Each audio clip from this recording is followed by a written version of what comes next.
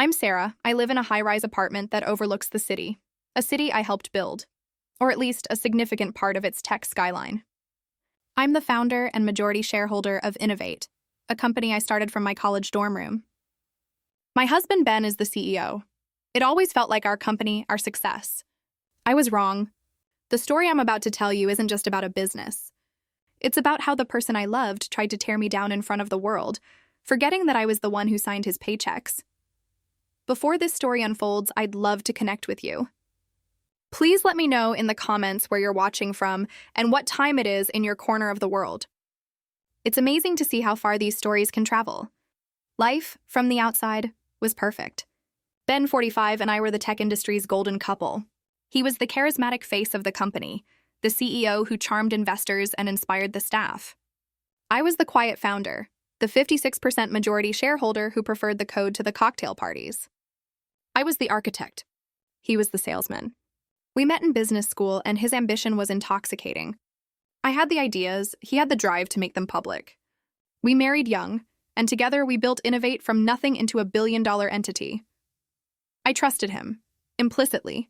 I trusted him with my company, with my heart, and with our future.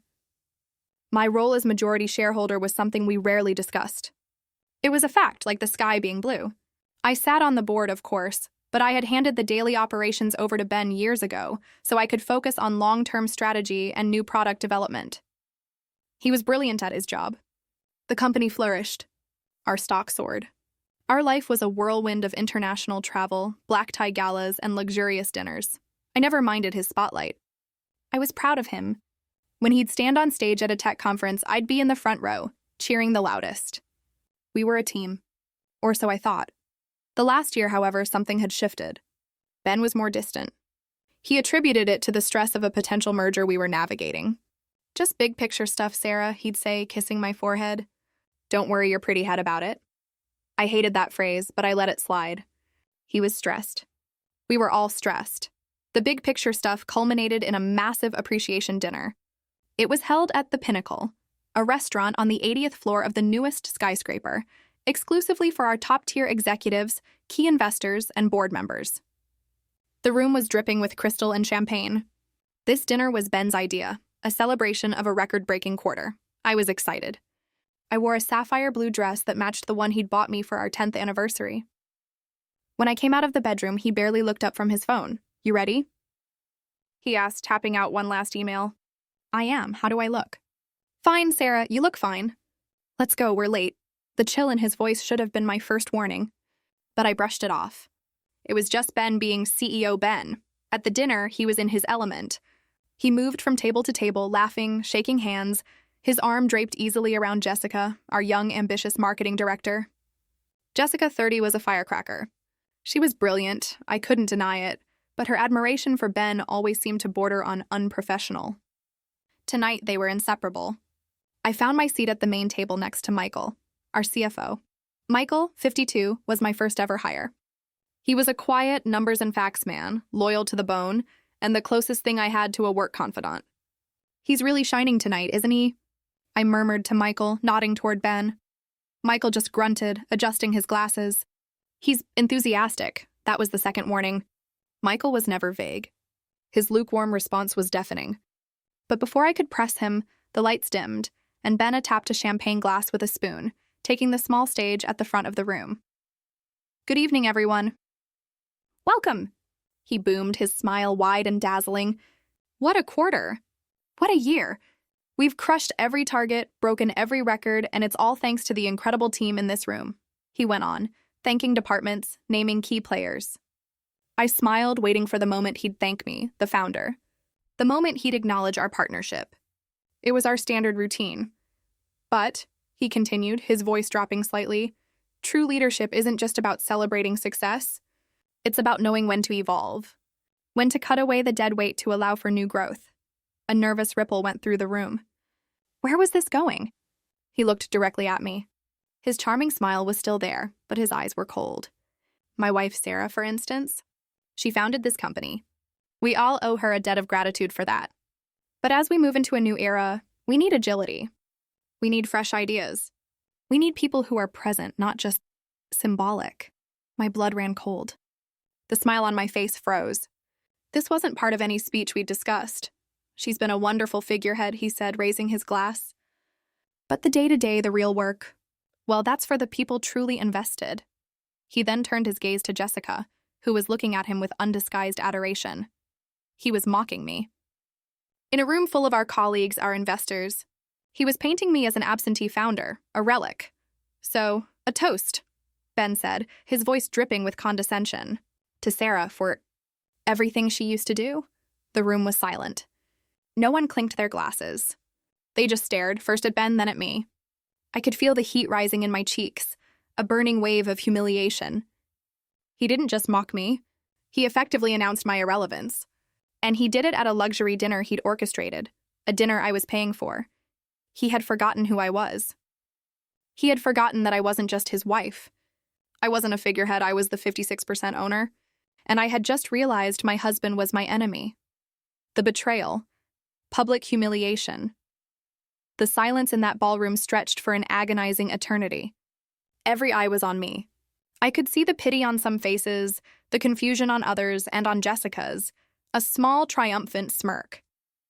Ben just stood there, holding his glass aloft, that arrogant smile plastered on his face, waiting for me to react.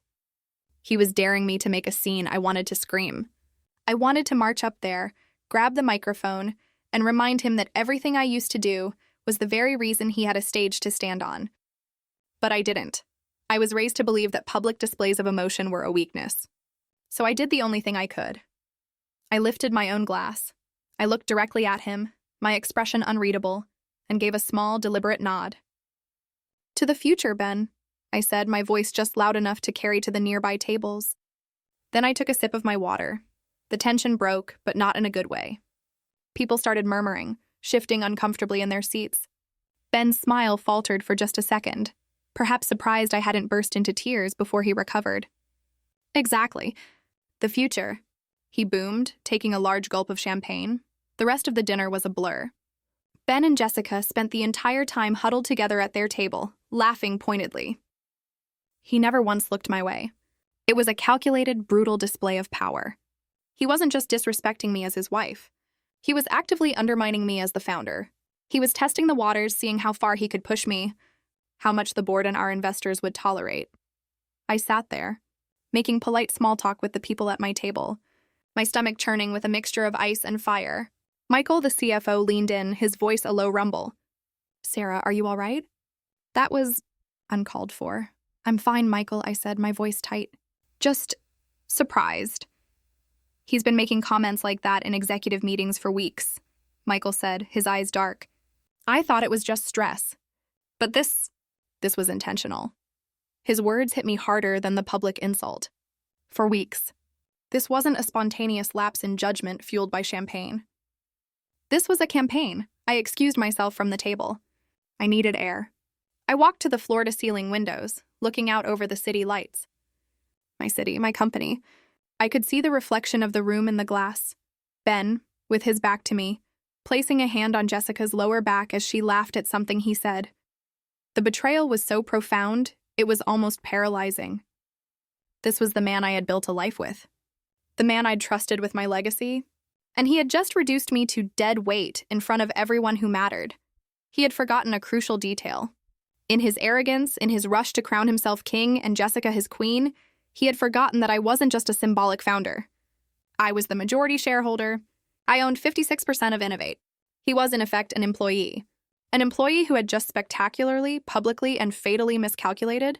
I felt the humiliation curdle into something else. Something cold and hard. It wasn't just anger. It was resolve. I turned from the window, my composure back in place. I walked back to my table, picked up my purse, and walked over to Michael. I'm leaving, I said quietly. Do you need a ride? Do you want me to come with you? He asked, already starting to stand. No, I said, placing a hand on his shoulder. I need you to stay. I need you to watch. And I need you in my office at 7 a.m. tomorrow. No exceptions. And Michael? Bring your personal laptop. He understood immediately. The loyalty in his eyes was the only thing that kept me from falling apart. 7 a.m., Sarah, I'll be there. I walked out of that ballroom. I didn't look at Ben. I didn't look at Jessica. I kept my head high, my steps measured, and walked out of the restaurant, into the elevator, and down to the street. The entire way home in the taxi, I didn't cry. I planned. Ben thought he was deposing a queen.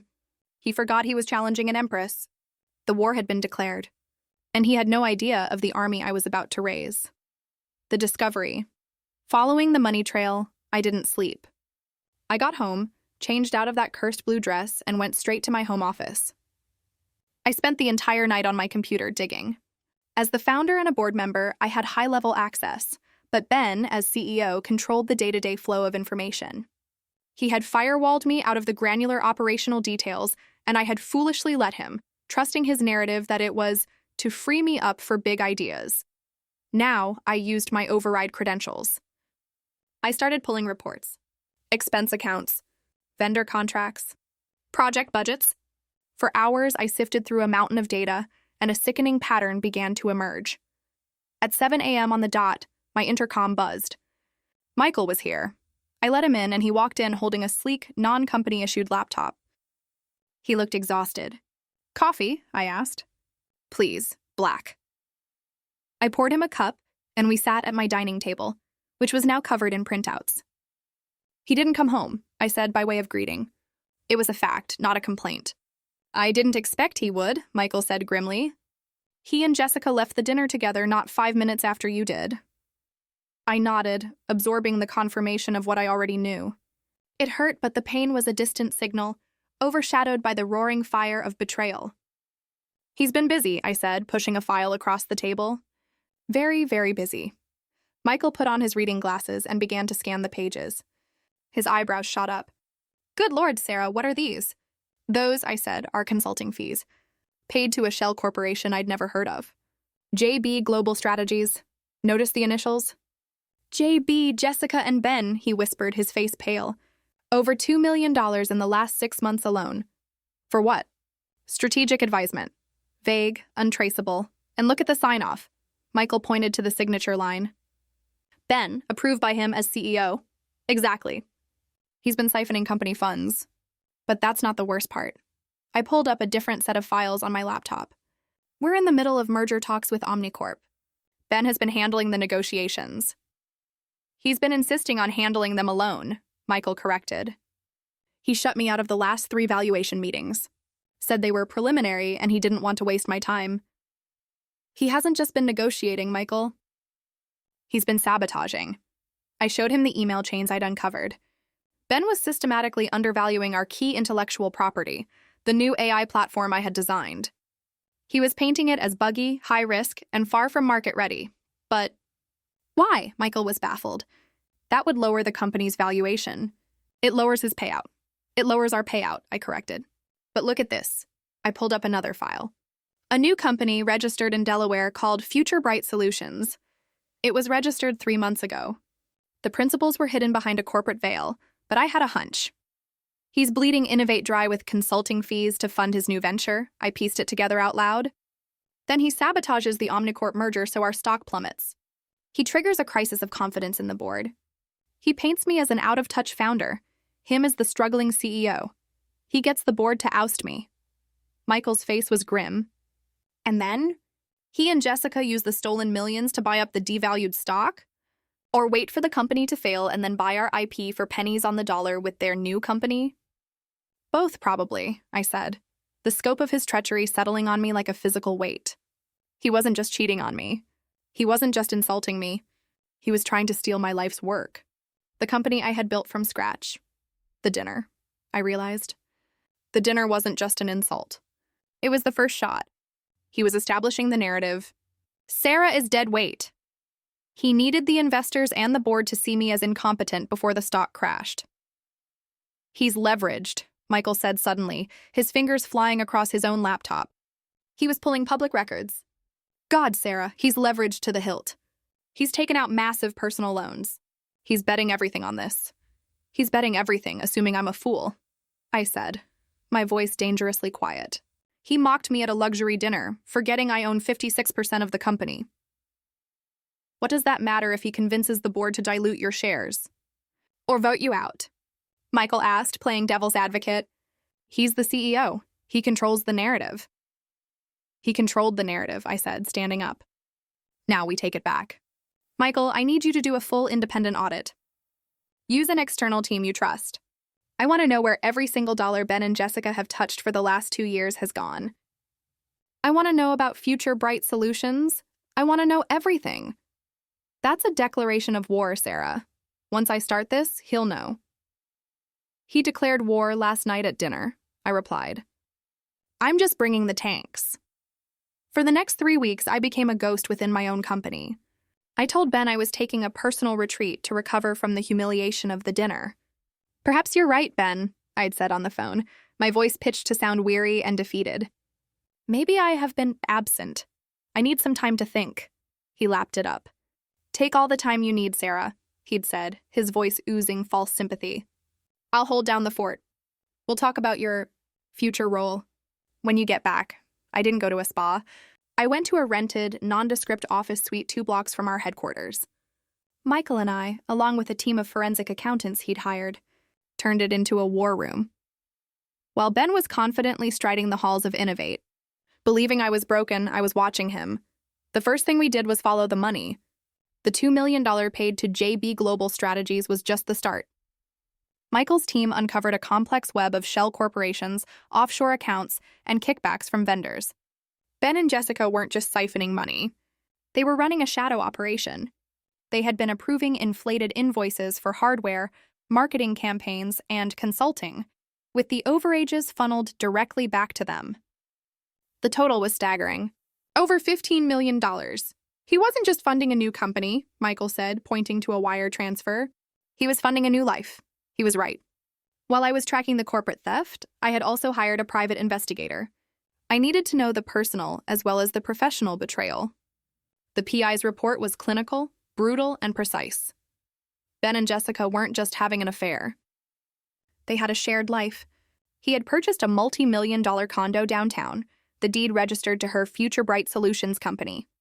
The PI's photos showed them moving in, carrying boxes, kissing on the balcony. They showed them at expensive restaurants, jewelry stores. He had bought her a new Tesla, the same model I drove, only in red. The timeline showed the affair had been going on for over 2 years. The same 2 years he'd been telling me I was working too hard and that we needed to reconnect. But the most damning piece of evidence came from the PI's surveillance of Future Bright Solutions. It wasn't just a shell. It was an active business. And they had a client. Omnicorp. My blood turned to ice. They're playing both sides, I whispered, staring at a photo of Ben and Jessica leaving a meeting with 2 Omnicorp executives. Executives Ben had explicitly told our board we couldn't get in a room. My God, Michael breathed. He's not just sabotaging the merger.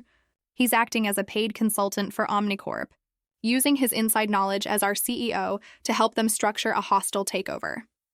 The plan was suddenly, terrifyingly clear. Ben and Jessica steal $15 million from Innovate. They use that money to fund Future Bright and their lavish life. Ben, as CEO of Innovate, systematically devalues our IP Ben and Jessica.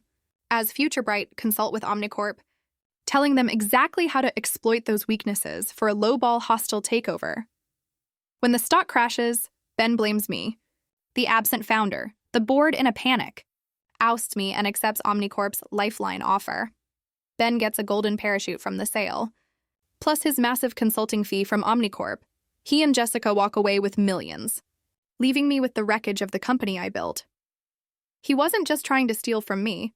He was orchestrating the complete and total destruction of Innovate, all to finance a new life with his mistress. He's not just a thief, I said, my hands clenched into fists. He's a parasite. He's killing the host. What do we do, Sarah? Michael asked. We can't go to the board yet. 2 of them are his golf buddies. They'll tip him off. We need irrefutable proof. We need to catch him in the act. You're right, I said. He thinks I'm at a spa, licking my wounds. He thinks he's a genius, and I'm a has-been. I looked at the whiteboard, at the intricate web of lies and theft we had mapped out. He wants to be the star. He loves the spotlight, I said, a cold, sharp idea forming in my mind. So let's give him one. He wants to control the narrative? Fine. I'm going to give him the biggest stage of his life. What are you thinking? Michael asked. I'm thinking, I said, that it's time to call an emergency board meeting. An emergency board meeting? Michael looked skeptical. Sarah, if we call it, he'll know we're on to him. He'll control the agenda. He'll shred everything before we can get to it. Not if he calls the meeting, I said. Michael paused. How do we make him do that? We leak the merger details, I said simply. But not the real details. We leak a rumor, a devastating one. We're going to use the very channels he and Jessica created against them. I still had access to the company's internal servers. That night, from my war room, I drafted an anonymous, encrypted email. I sent it to a mid-level manager in the finance department, someone I knew was ambitious and prone to gossip. The email, supposedly a misdirected executive summary, painted a dire picture. It confirmed that the Omnicorp merger had stalled, that our Q4 projections were catastrophic, and that the board was holding a no-confidence vote regarding executive leadership. It was bait. And I knew Ben, with his ego and his spies, would catch it. It took less than 12 hours. The gossip spread through the office like wildfire. Panic set in. The stock dipped 5% in pre-market trading on the rumor alone. Just as I predicted, Ben's hand was forced. He couldn't let a rumor of a no-confidence vote circulate without him controlling it. By 10 a.m., an email went out from his office. Mandatory emergency all-hands meeting at 3 p.m. today, followed by an emergency board meeting at 5 p.m. He was trying to get ahead of the story. He would use the all-hands meeting to calm the staff, blame market volatility and malicious rumors, and then use the board meeting to solidify his power, likely by officially recommending I be removed from the board for instability. He's walking right into it, Michael said, a note of awe in his voice. Now we prepare the stage, I said. The next few hours were a blur. Michael and his team finalized their audit, printing it into thick, bound copies. The PI delivered a thumb drive with the high-resolution photos and surveillance logs. I contacted our corporate attorneys, my personal corporate attorneys, not the ones Ben had on retainer, and had them on standby. Then I prepared my own presentation. While Ben was preparing a speech full of corporate platitudes and veiled attacks, I was preparing an arsenal of facts, spreadsheets, bank transfers, timestamps, photographs. At 2:45 p.m., I walked into the Innovate building for the first time in 3 weeks. The lobby was buzzing with anxious employees, all heading to the main auditorium for the all-hands meeting. I bypassed them. The receptionist's eyes went wide when she saw me. Mrs. Evans? We thought you were on leave. I'm back, Cindy, I said, flashing my founder's access card. I didn't go to the auditorium. I went straight to the 50th floor boardroom. It was empty, set up for the 5 p.m. meeting. Ben, in his arrogance, would be focusing on the all-hands meeting, on managing the little people. He wouldn't even think about the boardroom until 4:55 p.m. I walked to the head of the long mahogany table. My table. I plugged a hard drive into the room's high-tech presentation system. I linked the audio visuals. I made sure the teleconferencing was active. As 2 of our board members were international, then I sat down in the chair at the head of the table, the chair Ben had informally claimed as his own for the past year, and I waited. At 3 p.m., my phone buzzed. The all-hands meeting was starting. I could picture it perfectly. Ben on stage, projecting calm confidence, subtly blaming the old guard, me, for the company's stagnation. While he was performing, Michael was quietly visiting the offices of the 3 board members I knew were still loyal to the company, if not to me personally. He wasn't giving them the full story. He was just giving them a pre-read for the 5 p.m. meeting, a 1-page summary of the forensic audit, just enough to make them horrified and scared. I sat alone in the silence of the boardroom watching the clock. 3:30 p.m. 4 p.m. 4:30 p.m. At 4:45 p.m., the elevator chimed. The first board members arrived. It was the 3 Michael had pre-briefed. They saw me at the head of the table and their faces were pale. They didn't say a word. They just took their seats. At 4:55 p.m., the elevator chimed again. In walked Ben, flushed with success from his all-hands meeting. He was laughing at something Jessica, who was at his side, had said. All right, people. Let's make this quick. I know this. He started. Then he stopped dead. He saw me. His smile vanished. His face went ashen.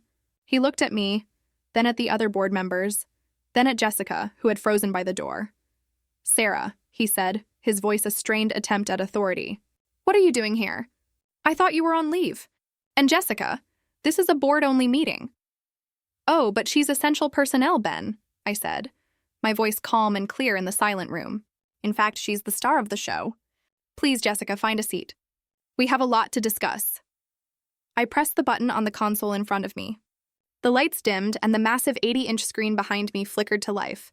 The first slide wasn't a spreadsheet. It was a high-resolution photograph from the PI. It was Ben and Jessica, kissing on the balcony of their new condo. The confrontation. The boardroom. Takedown. The gasp from around the table was sharp. Ben staggered, gripping the back of a chair. What is this? Sarah, this is a private matter. This has no place here. I agree, I said, my voice cutting through his panic.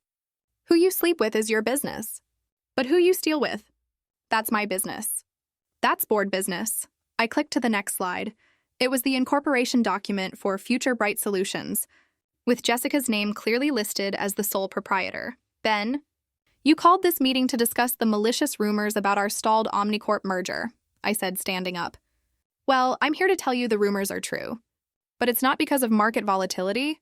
It's because our CEO has been actively sabotaging the deal. I clicked again.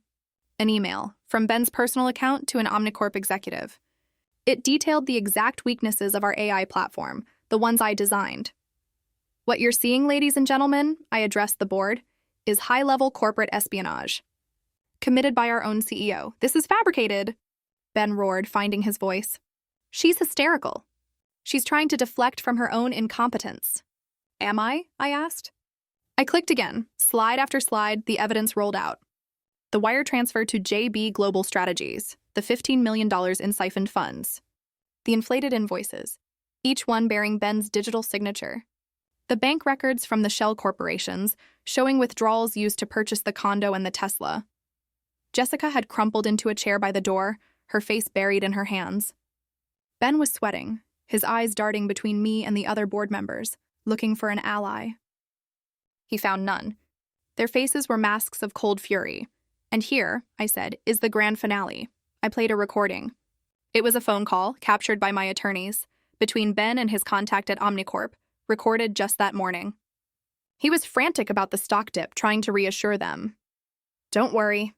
Ben's voice filled the room. It's all part of the plan. The stock is down, the board is panicked. I'll push the old dead weight out. I paused and looked at him. And they'll be so grateful for your offer, they'll take anything. Just make sure my Future Bright commission is wired before the public announcement. Silence. Ben's face was chalky white. He looked utterly, completely defeated. I turned to the board. For the past month, I have been working with a team of forensic accountants and legal counsel. The documents are in the folders in front of you. Mr. Evans and Ms. Stone have engaged in systematic, criminal fraud, embezzlement, and conspiracy, robbing this company of over $15 million and deliberately sabotaging our market value to enrich themselves. I looked back at Ben. That arrogance from the dinner, that cruel, mocking smile, was gone. He was just a small, terrified man. You stood on a stage, I said, my voice low and shaking with controlled rage, and you mocked me. You called me dead weight and a figurehead at a dinner I paid for, in a company I built. I walked around the table until I was standing directly in front of him. You seem to have forgotten something. Ben, you are the CEO, you are an employee, I am the founder, and I am the 56% majority shareholder. This is my company. I turned back to the board. I move for an immediate vote. Termination, with cause, for CEO Ben Evans and Marketing Director Jessica Stone. Seconded, Michael said instantly. All in favor? Every single hand went up. Even Ben's golf buddies. The motion passes, I said.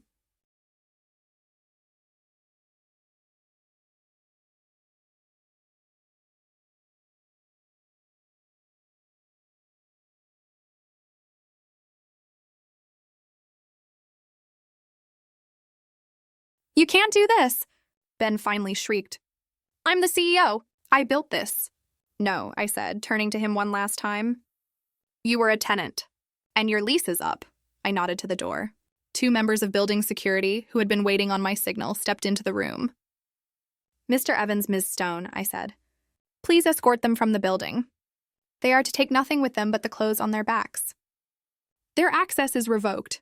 Jessica was sobbing hysterically as she was led out. Ben just stared at me, his eyes filled with a hatred so pure it was almost stunning. He didn't say another word. He just let security guide him out of the room. The door clicked shut, leaving us in silence. I took a deep, shuddering breath and turned back to the board. "Ladies and gentlemen," I said, "we have a lot of work to do. First, I'm reassuming the role of CEO, effective immediately. Second, Michael is our new COO. Third, we are calling the SEC. And fourth, we're going to countersue Omnicorp." 7. The aftermath, starting over. The fallout was immediate and brutal. The next morning, we disclosed the executive malfeasance to the SEC and the public. We had to. The stock plummeted just as Ben had intended. But this time, we controlled the narrative. It wasn't about instability. It was about decisive action against corruption. Ben and Jessica were arrested. The sheer volume of evidence I'd collected meant the DA had an ironclad case. They were charged with wire fraud, embezzlement, and a half-dozen other felonies. Faced with the mountain of proof, they both took plea deals. Ben got 7 years in federal prison. Jessica, for her cooperation, got 3. The condo, the car, and every dollar in their offshore accounts were seized and returned to the company as restitution. The divorce was quiet. He had no leverage, no assets, and no fight left. I kept the apartment, the company, and my name, but the real fight was for Innovate. The company was bleeding. Morale was shattered. Our reputation was in tatters. The Omnicorp deal was dead, obviously, and they were now facing their own investigation for conspiring with Ben. I didn't have time to celebrate my victory. I was back in the CEO's chair, and it felt like I was back in my dorm room, starting from scratch. I held an all-hands meeting, just like Ben had. But mine was different. I stood on the stage not as a symbol, but as a leader. "I know you are all scared," I told them. "I know you feel betrayed. And you have every right to be. The people you trusted, the people I trusted, failed us. They put their greed above all of us. I laid out the full extent of the damage. I didn't sugarcoat it. Then I laid out my plan. The company Ben was trying to sell is dead," I said. "He was right about one thing. We do need to evolve. He was just wrong about how. He tried to sell our past. We are going to build our future." I announced we were scrapping the old models and going all in on the new AI platform, the very one Ben had tried to bury. It was my passion project, and I knew it was our lifeline. It was the hardest 2 years of my life. I worked 20-hour days. I mortgaged my apartment to make payroll. I met with every investor, every client, one-on-one, to rebuild the trust Ben had incinerated. Michael was by my side every step of the way, a rock of stability. We lost people. We almost went bankrupt. Twice, but we didn't. Slowly, painstakingly, we rebuilt. The new AI platform launched. It was revolutionary. It didn't just save the company. It redefined the entire industry. 2 years after that horrible dinner, Innovate wasn't just stable. We were a market leader. Our stock wasn't just recovered. It was triple what it had been at its peak with Ben. I wasn't just the 56% owner. I was the 100% owner. I had bought out the remaining board members and taken the company private. It was mine. Truly, completely mine. I don't go to many luxury dinners anymore. I'm more comfortable in the lab, working with my engineers. The company is leaner, smarter, and more ethical. Sometimes I think about Ben. I think about that moment he mocked me, so sure of his own brilliance. He saw me as a relic, as dead weight. He forgot that the foundation he was standing on wasn't his. It was mine. He forgot that I didn't just start the company. I am the company. He thought he was ending my empire. He just ended up building me a new one, stronger than ever, on the ashes of his own ambition.